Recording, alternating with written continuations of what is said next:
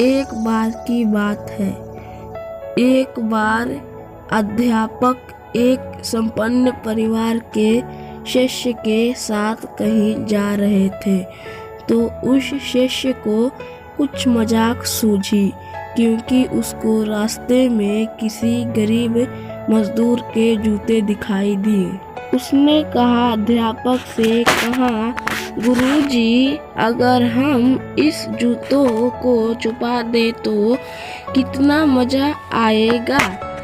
अब उसको तो मजाक सूझ रहा था, लेकिन गुरुजी ने कहा कि नहीं, गरीब इंसान के साथ इस तरीके का भच्चा मजाक करना ठीक नहीं है। उसने कहा, क्यों ना हम इस जूतों में कुछ सिक्के डाल दें और देखें कि इंसान इस गरीब मजदूर पर क्या प्रभाव पड़ता है। उन्होंने ऐसा ही किया।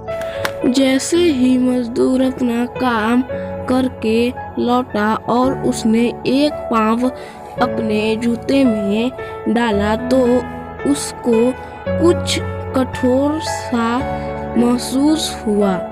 उसने अंदर हाथ डाल तो उसको कुछ सिक्के दिखाई दिए। वह थोड़ा आश्चर्य में पड़ गया। आसपास किसी को देखा तो कोई भी दिखाई नहीं दिया। वापस उसने दूसरा पाँव अपने जूते में डाला और वापस उसको उसमें कुछ सिक्के दिखाई दिए।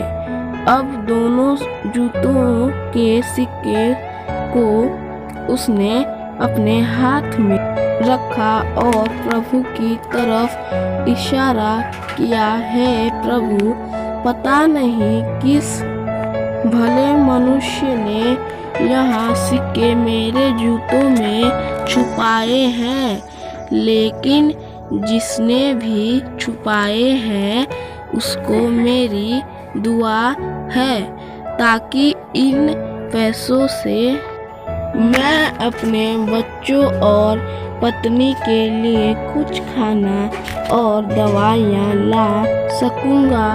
और इतना बोलकर वह चल गया। इस बात को शिष्य और अध्यापक दोनों सुन रहे थे।